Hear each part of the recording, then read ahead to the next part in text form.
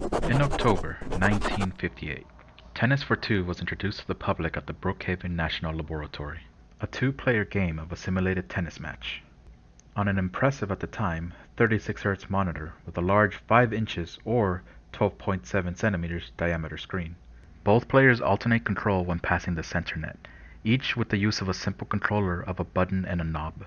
At any time the button is pressed, the ball is hit back, while the knob determines the angle.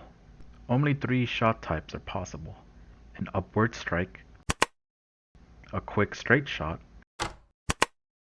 and a downward spike. Players had to pay a lot of attention to the tiny screen, because behind them was a line of people eagerly awaiting for the outcome and their chance to use the machine. And that was all it had, lacking many elements present in modern games. Equipped with no speakers, there was a lack of music and sound effects. There wasn't a HUD to keep scores. Both players had to keep count themselves. No menu when a game is not active. The ball just floats at the edge of a player's court, waiting for an input. Despite the simplicity, it was able to capture the attention of hundreds of people. For the time, Tennis for Two was considered a very impressive creation that many present wanted to experience. Recognized as one of the earliest video games created, credit is given to physicist William A. Higginbotham. Although how did physicist Higginbotham acquire the skills to make one of the earliest known video games? For that, we need to go farther back. Born on October 22, 1910, in Bridgeport, Connecticut, and raised in Caledonia, New York, Higginbotham showed an interest in radios at a young age, often disassembling and rebuilding them in his spare time, having an otherwise normal early life. Fast forward to 1932, in his senior year at Williams College in Williamstown, Massachusetts, he experimented with an oscilloscope, a device that detects electrical signals, modifying it to detect the audio modulation of a radio station's frequency. Simply put, showing how the radio waves are being transmitted.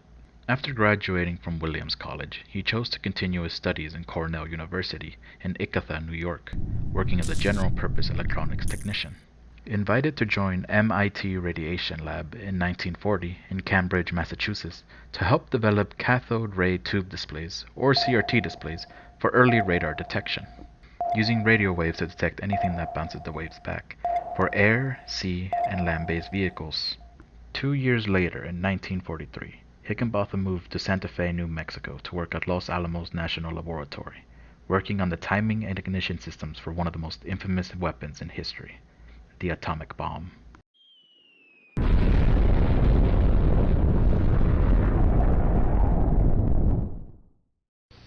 We knew the world would not be the same. Few people laughed. Few people cried. Most people were silent. I remembered the line from the Hindu scripture, the Bhagavad Gita. Vishnu is trying to persuade the prince that he should do his duty, and to impress him takes on his multi-armed form and says, "Now I am become death, the destroyer of worlds." I suppose we all thought that one way or another. After the events of World War II, following the wave of madness, sadness, or despair, in 1946, Higginbotham and various scientists who worked in the Manhattan Project helped found the Nuclear Non-Proliferation Group, the Federation of American Scientists, Higginbotham serving as its first chairman. The following year, 1947, he took a position at Brookhaven National Laboratory, becoming the head of the Instrumentation Division in 1951, creating Tennis for Two in October 1958. A quick rundown of Higginbotham's life and career. It can be inferred he happened to have the right skill set to make a game, rather than have an ambition for early gaming. Disassembling and rebuilding radios is good experience with hardware. Knowing how to capture radio waves and use them for detection, it's not a bad guess to assume there was a lot of time spent ensuring anything caught was clearly visible to identify. To the ignition and timing of a dangerous weapon, making understandable controls for a certified person to activate and control the weapon. In an extreme stretch of logic, it can be argued that Higginbotham had the experience of a game developer, all by coincidence. And even Higginbotham agrees. In his notes about Tennis for Two, written decades after, explaining in personal detail how he acquired these skills, his experiences in both of his colleges, and joining MIT Radiation, explaining how Tennis for Two was a natural progression of his skill rather than a conscious effort to be the first game developer. However, before going into more details about Tennis for Two, a question needs to be answered. What is a video game? It may be weird to ask this late, but a simple search at Merriam-Webster's dictionary gives a clear definition. An electronic game in which players control images on a video screen. A perfect definition if used after the year 1973, 15 years after the creation of Tennis for Two. Instead, the word will be broken into two. Video, a series of moving objects on a TV or computer screen, first used in 1935. Game, an activity done for distraction or enjoyment, a word known since the 12th century. Tennis for Two can meet the definition for both words, but there are earlier inventions that can be contenders for the earliest video game, depending on personal interpretation of both definitions. Backtracking to 1948, the cathode ray amusement device, the earliest known attempt to make a video game, a patent held by Thomas T. Goldsmith Jr.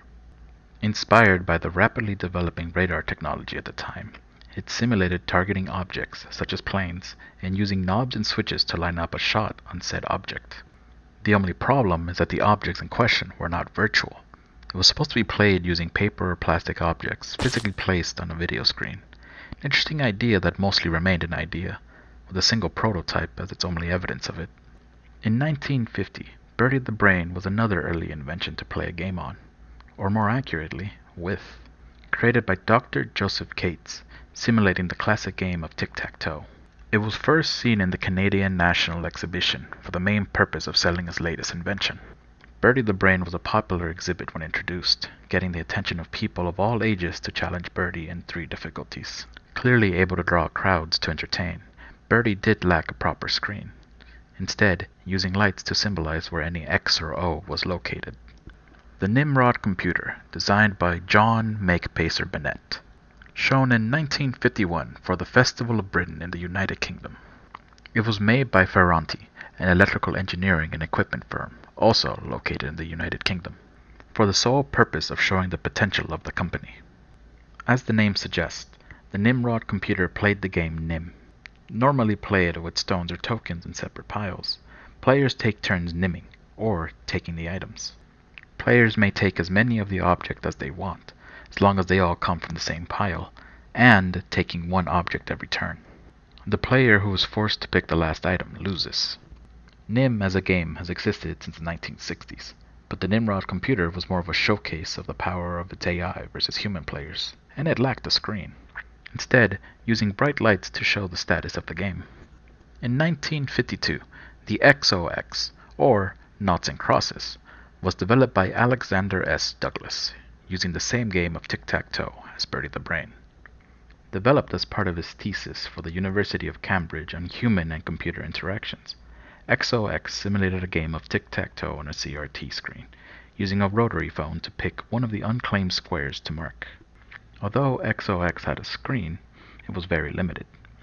When an input was made, the screen would turn off, then back on to reflect the changes in the game state by either human or AI input. Otherwise, the closest we get to the earliest video game.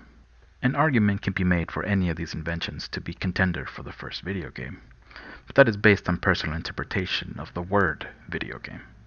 In this case, Tennis for Two was chosen. Returning to the inception of Tennis for Two, physicist Higginbotham worked at the Brookhaven National Laboratory in 1947, later as the lead of the instrumentation division in 1951. Brookhaven would hold visitors' days on the weekends of October, one set of days for high school students, one for college students, and the rest for the general public. In that year, Higginbotham landed on the idea of a game for people to use and play with. In his words, to convey that scientific endeavors have a relevance to society. The idea of a tennis match came to Higginbotham while looking at the instruction booklet of a Donner Model 30 analog computer located at the laboratory. The computer was able to simulate the trajectories of various items, ranging from a bouncing ball, traveling bullets, and intercontinental ballistic missiles. A few hours of planning and a few weeks to build the device, Tennis for Two was ready to be shown to the public. As mentioned, it was a very simple game of simulated tennis. 2 human players, each with a small controller of a knob and a button, controlling the ball when it was on their half of the court, on a very small screen of about 5 inches, 12.7 centimeters in diameter, capturing the attention of hundreds, forming a long line to have their chance to play. Bare bones to today's gaming standards. Regardless, the popularity with visitors was evident that in the following year, 1959, they showed Tennis for Two again, upgraded from before.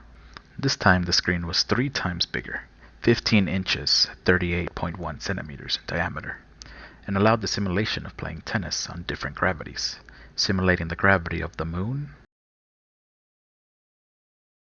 Earth, or Jupiter. Unfortunately, after the second year, Tennis for Two was dismantled and had its parts reused on other devices. All the visuals recreated using Higginbotham's notes about Tennis for Two. Reference to Tennis for Two was mostly a memory until the end of Higginbotham's career.